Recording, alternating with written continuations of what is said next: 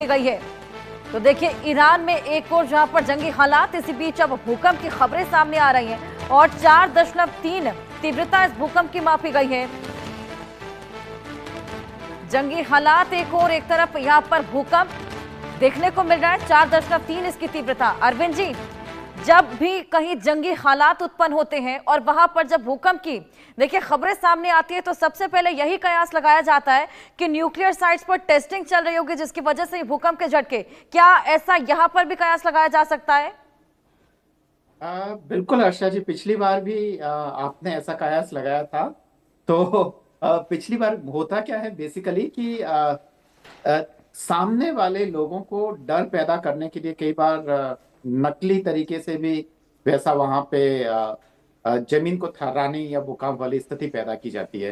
तो वो हमेशा ये जरूरी नहीं होता है कि वो न्यूक्लियर बॉम्ब ही हो। पर हाँ, न्यूक्लियर बॉम्ब होता है तो आसपास में काफी हलचल होती है। और अगर ऐसा कुछ होता है तो अब तक काफी बड़ा हंगामा मच चुका होता। तो मुझे लगता नहीं है कि अभी तक ईरान ने ऐसा कोई न्यूक्लियर टेस्ट किया होगा, क्योंकि ईरान जो है वो एनपीटी से भी बंधा हुआ है। तो न्यूक्लियर टेस्ट तो नहीं करेगा, और अगर करता भी है तो अभी मुझे लगता है कि वो हालात शायद अभी इतना बहुत जल्दी होगा। और उसने अगर ईरान ने ऐसा कुछ किया भी है तो इसकी वजह ये होगी कि वो एक तरीके से भ्रम पैदा करना चाहता है कि शायद वो न्यूक्लियर टेस्ट है। आशा बिल्कुल जी। बिल्कुल अरविंद जी, लेकिन आज चलिए आपके पास वापस लौटूंगे। एक बड़ी खबर इसी बीच, भूकंप के तेज झटके देखने को मिले हैं ईरान में।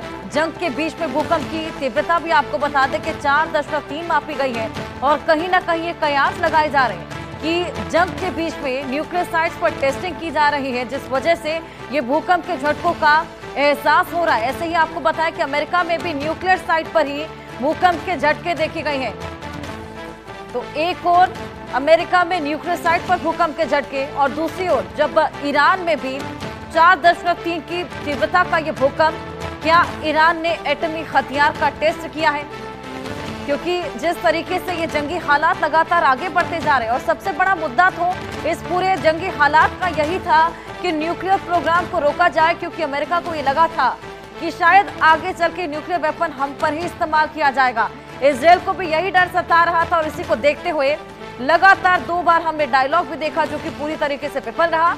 लेकिन अब ये जंगी हालात जो लगातार बढ़े हैं, ईरान को जो बड़ी क्षति पहुंची है, ईरान ने महज 1.5 दिन के भीतर अपना सुप्रीम लीडर खो दिया और अब 3 दिन हो चले हैं जब 8 से ज्यादा टॉप लीडर्स ईरान अपने खो चुका है। हिजबुल्लाह के तमाम लड़ाके मारे जा रहे हैं, आम नागरिक भी तितर बितर हो रहे हैं, आशियाने छोड़ने पड़ रहे, तमाम लोगों ने अपनी जान गंवाई।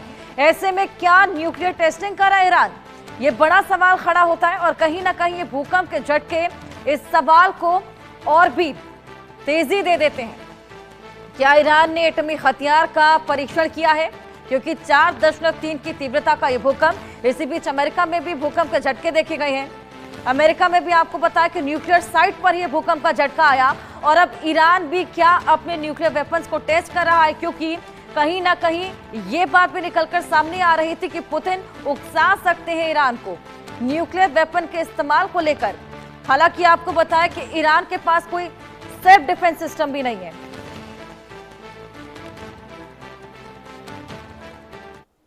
जंग के बीच ईरान में भूकंप के झटके, तमाम कयास, इसको लेकर हमारे साथ कमिश्नर रिटायर्ड भूषण देवान जी भी जुड़े हुए हैं, डिफेंस एक्सपर्ट हैं। बहुत स्वागत है भूषण जी आपका। भूषण जी, चलिए आपके पास में आऊंगे, लेकिन इसी बीच एक बड़ी खबर अपने दर्शकों को दे दी, इसी को लेकर और बातचीत भी करेंगे। ईरान से जंग के बीच अमेरिका में भी भूकंप के झटके, तो एक और जहां ईरान में भूकंप के झटके, वहीं अमेरिका की न्यूक्लियर टेस्टिंग साइट पर ही भूकंप आया है। ईरान में 4.3 की तीव्रता का भूकंप, नेवादा में भूकंप के पीछे एटमी वेपन का टेस्ट बताया जा रहा है। अमेरिका पर न्यूक्लियर टेस्टिंग के कयास, क्योंकि साइट पर ही, बिल्कुल न्यूक्लियर टेस्टिंग साइट पर ही भूकंप का झटका एहसास किया गया है। ईरान से जंग के बीच में ये भूकंप के झटके, कहीं ना कहीं तमाम कयास इसको लेकर लगाए जा सकते हैं। नेवादा में भूकंप के पीछे एटमी टेस्ट की अटकलें लगाई जा रही हैं और कुछ ऐसे ही कयास ईरान में भी लगाए जा रहे हैं। भूषण जी आपके पास में आऊंगे। एक और ईरान में 4.3 की तीव्रता का भूकंप, वो भी ऐसे हालातों में जब लगातार ये जंग बढ़ती ही जा रही है, क्योंकि ये बात भी निकलकर सामने आई थी कि रूस उकसावा भी दे सकता है न्यूक्लियर वेपन्स को इस्तेमाल करने का। इसी बीच अमेरिका में भी न्यूक्लियर टेस्टिंग साइट पर यह भूकंप, क्या समझ पा रहे हैं इससे आप? धन्यवाद। मैं आपको बता दूं, ये ईरान का जो आया है अर्थक्वेक, ये बिल्कुल न्यूक्लियर नहीं है। जब न्यूक्लियर अर्थक्वेक होता, एक्सप्लोजन से अर्थक्वेक होता है, उसके जो सीस्मिक सिग्नेचर्स होते हैं, वेव फॉर्म आती है, वो अलग होती है, ये अलग है। और दूसरी बात, इसके अंदर जो है, ये वेल नोन है, यूरोपियन और एशियन जो प्लेट है, अर्थ प्लेट है, इनके टकराने के कारण जो ईरान है, इसमें हम अमूमन इस लो लो इंटेंसिटी के अर्थ आते रहते हैं। ये पक्की बात है, ये नहीं है। और ये जो हुआ भी है, जहाँ झटके महसूस किए गए हैं, ये गिराश रीजन है। गिराश रीजन फार्स प्रोविंस में है, जो नातांज और फोर्दो, जो ईरान जहाँ पे, और बुशैर जहाँ पे न्यूक्लियर फैसिलिटीज हैं ईरान की, उससे कई कई 100 किलोमीटर दूर पे है। तो ये नेचुरल अर्थक्वेक है, और ये इसके अंदर ये न्यूक्लियर का पॉइंट नहीं है। हाँ, जो नेवादा की बात हो रही है, नेवादा का जो अर्थक्वेक आप कह रहे हैं, इसकी कोई रिपोर्टिंग बराबर नहीं अभी तक नहीं हुई। ये तो 5.2 का है, ये बड़ा अर्थक्वेक आता है ये।